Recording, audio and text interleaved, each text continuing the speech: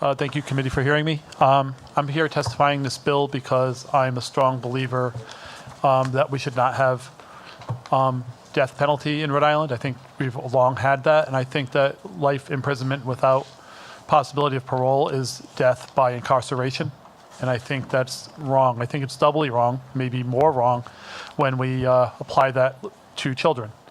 People who are under the age of 18, as the senator explained, whose brains are not fully formed, et cetera. I've also been in contact with, since I testified on this bill last year in the House, I've been in contact with at least one person who has been imprisoned as a juvenile in Rhode Island.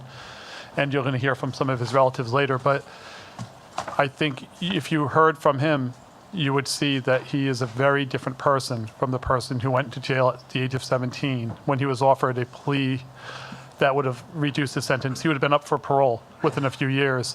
But because he was young and because he was like stupid, he just said no, to the cops, to the people, and then he was given 2 consecutive life sentences as a result.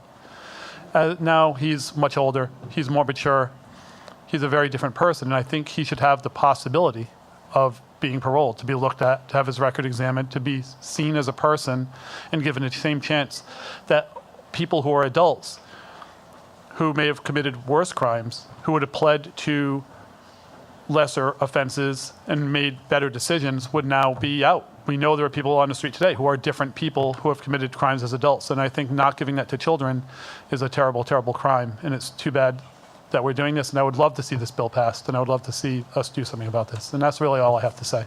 Thank you. Any questions or comments for Mr. Alquist?